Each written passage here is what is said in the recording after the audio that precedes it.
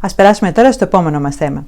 Η Αμερικανίδα αρχαιολόγος, γνωστή για την ενασχόλησή της με τον μινωικό πολιτισμό Dr. Jerolyn Morrison, μας μιλά με αγάπη και πάθος για την ιστορία του μινωικού πολιτισμού, αλλά και την εξειδίκευσή της στα μινωικά σκεύη και γεύσεις. Η κυρία Μόρισον έχει πλέον εγκατασταθεί στην Κρήτη και μαγειρεύει σαν αρχαία Μινωίτισα, αφού δέχεται παραγγελίες για εκδηλώσεις, ομαδικά γκρουπ, ακόμα και για ρομαντικά δείπνα. Η Αμερικανίδα αρχαιολόγος συνεχίζει να προβάλλει διεθνώς τις μινωικές γεύσεις που χάρη σε αυτήν ταξιδεύουν σε ολόκληρο τον κόσμο μέσα από εξειδικευμένα περιοδικά στην Αμερική και στην Ευρώπη. Στο βίντεο που ακολουθεί θα σας παρουσιάσουμε ένα απόσπασμα από την συνέντευξη που παραχώρησε στη συνεργάτιδά μας Βασούλα Χριστοδούλου και ένα μικρό βίντεο όπου παρουσιάζει την διαδικασία του μαγειρέματος μινωικών γεύσεων. Το σημερινό μας ταξίδι θα είναι με μινωικές γεύσεις μαζί με την Αμερικανίδα αρχαιολόγο Dr. Jerolyn Morrison, η οποία μαγειρεύει σαν αρχαία Μινωίτισα. Ας την καλωσορίσουμε. Hello, Jerolyn. It's really nice to see you again. Thank you. It's lovely to see you. I can't wait to see you face to face eventually.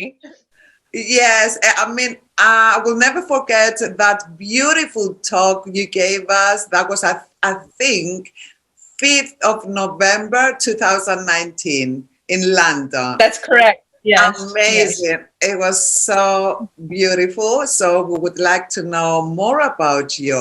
And firstly, we would like to know about your background. You know, you are from American.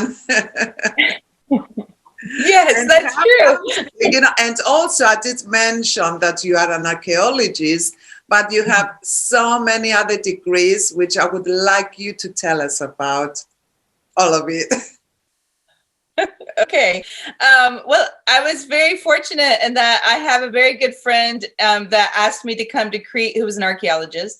And at the time, I had just finished my university degree in fine arts as a potter. And so I was very interested in what people were making, the objects, what they looked like, why they made them, all of these different things that archaeologists are really interested in. And so eventually, as you can imagine, I became very interested in Crete and in the Minoans when I visited here.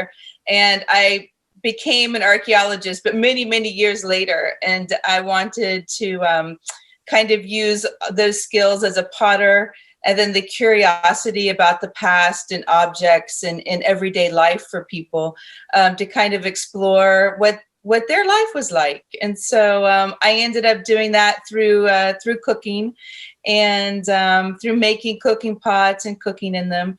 But, you know, through cooking and through food, you really get to explore everything about life, you know. So for me, it was a great vehicle because you can study the past and the present. And Greece is known for fabulous food, so I was very lucky. You moved to Crete, actually.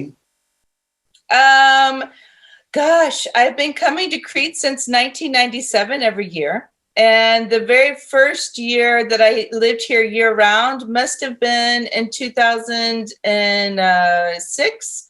But before that, I was a Greek resident, and that happened in 2004. It was a very special year. I remember, yeah. It was nice. So are you happy in Crete? Do you still enjoy the life there? Yeah, that's a very good question. I think life is very interesting, and it's very interesting in Greece and in Crete particular. So most days, like any place, it's fantastic. It's wonderful. You have amazing friends and adopted family here, and I feel very much at home. Particularly on the island. And I have to say, yeah, for the most part, I'm extremely happy here. I think anytime I'm upset, it's just because I would be upset with life anyway. It doesn't matter, exactly. You know. Right. Yes. And I have to mention that you speak very good Greek, although you chose to do this interview in English. But your Greek is really good and well done to you. But before we go into the cooking, can you tell us a little bit about Minoa? Who were these people? Yeah. So what we know about the Minoans, it's very funny because, as archaeologists, we really look at people's trash in the past, and we have a very small amount to look at and to study compared to what was produced. And so what we can understand is quite a lot, but at the same time, it leaves these huge holes. And so one of the questions we all have is exactly where did the Minoans come from? Were they a group of people already living on Crete that kind of formed themselves into the state society, which is what we think in Europe is really one of Europe's first state civilizations. So it's really important. Or did they kind of slowly come in from different places and migrate? Because we know that just like today, people in the past moved, and they moved really large distances. And so it was very common to find artifacts from different, regions of the Mediterranean and, of the Near East and in Africa. So, it's a good question. But the Minoans, they were anywhere between 3000 BC to 1450 BC, depending on who you talk to. There's a lot of debate as well about that. There's always very interesting discussions about chronology. But basically, they had a very organized way of living. They had an organized municipality, let's say. They had an extensive trading network amongst themselves and from lands afar. They were amazing craftspeople, so they could make metal objects, hence the Bronze Age. They could carve, they could build, they're really just quite talented people. And they also were really great with producing food and farming and all different types of extensive networks that involved food and farming as well. So that's quite interesting. I'm interested in that. Yes. So the Minoans about the DNA and what language did they speak? They wrote in different types of script. So they had a Cretan hieroglyphic script. And then they also had Linear A, which is very similar to the very first Greek form of the Mycenaean language, which is Linear B. And nobody has really deciphered Linear A yet, but we do know what some of the symbols mean.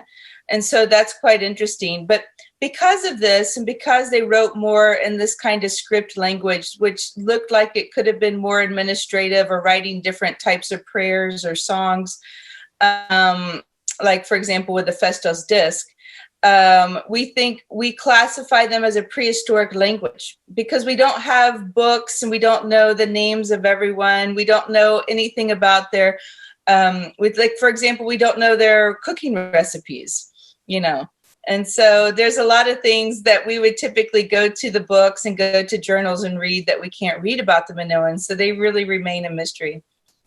Okay. And how did they disappear? Do we know about this? Yeah, there's a lot of different theories about this, or let's say hypothesis. A long time ago, people used to think that the Theran eruption in Santorini destroyed the Minoan population, but we don't think that's true anymore.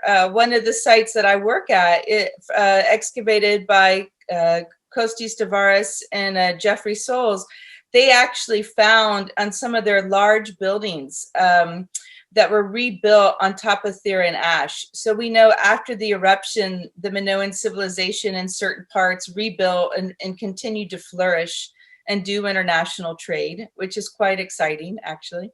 And so I think from there, we can decide that they did not, this Theran eruption did not destroy them. There's a lot of ideas that the Mycenaeans, when they were kind of warring themselves across the Greek mainland and all the other islands, that they also took Crete. And maybe they did, maybe they didn't, but they were definitely here in some sort of administrative form. And so maybe slowly, the Minoans and the Mycenaeans kind of merged in more of a peaceful way, let's say, I don't know. But it is very clear that, at the end of the period, the Bronze Age, before the Iron Age, everything kind of changes. It changes quite drastically, and the coastal towns tend to all be abandoned, and people really do go up into the mountains in Crete, and they take refuge there. And so, it definitely had maybe it was environmental, maybe it was war, maybe it was trade constraints. I mean, we think about Crete as being the center of the world, or at least I do. But I know, right? But in fact, it was really on the edge of these, huge kingdoms in the Near East and of Egypt. And so they had their own problems and strifes going on that would have affected the Minoan world. And we don't think about it like that, but you never know. Nothing's really isolated, right? Everything's connected. This is amazing. I would like you to tell us about the tools and, about the cooking and tools and food, of course. But first, we are going to watch a beautiful video that you have prepared for us. Let's go. Fantastic.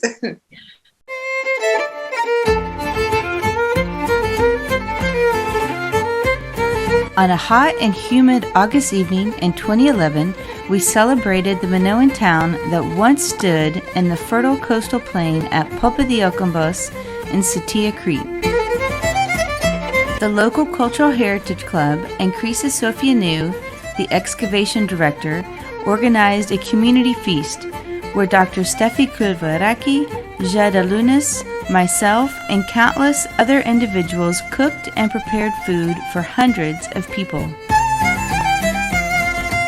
Together, we built the large stone hearth and cooked the collected local ingredients from the shallow coastal waters of the sea. To have a better understanding of life in the past, we wanted to prepare foods that had been recovered during excavation in the Minoan houses at Papadiokombos for the feast. In the ceramic Minoan-style pots over hot coals, we prepared a sweet and sour goat that was simmered in a Cretan grape syrup called petimezi, a thick brown lentil soup with cracked coriander seeds and honey with olive oil, and a seafood stew with onions, garlics, limpets, and topshell. As an Aegean bread culture, we also made a barley and wheat bread on hot coals. On the side, various salads, olives, almonds, grapes, and figs were spread out for people to enjoy. On Crete, for the Minoan period, there are no written recipes, but archaeologists find food remains, cooking pots, and cooking areas that provide clues as to what, how, and where people cooked in the past. While it is challenging to know exactly how the Minoan people lived, we believe that using evidence in a structured way to demonstrate a daily activity, such as cooking, brings us closer to the past. Today, as a community, we cook, eat, talk, and dance together. This is how we show gratitude to the past and to each other on Crete.